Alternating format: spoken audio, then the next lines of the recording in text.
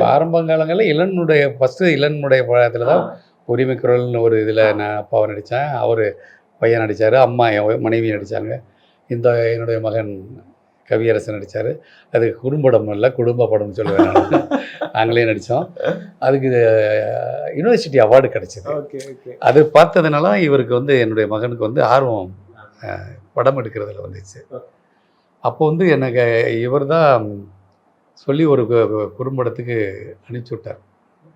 இப்போ இனிமேல் இது வருங்காலம் குறும்படம் கையில் தான் இருக்குது, அதனால் நீங்கள் குறும்படங்கள் பண்ணுங்கள் அப்படின்னாரு. அப்படி போய் தான் தர்மம், புன்னகை, வைனா கண்ணீரசம் என்னை வைத்து இயக்கிய குறும்படம் இயக்கிய அனைவருமே இயக்குநர்கள் ஆகிட்டாங்க. அதுக்கு எனக்கு சந்தோஷம். அதுலேயும் நான் நடிச்சிருக்கேன். மண்டையால் அவர் தேசிய விருது வாங்கினார். நான் நடித்து ஒரு படம் தேசிய விருது வாங்கிச்சுன்னா அது வந்து அஸ்வின் தான் காரணம் இல்லையா?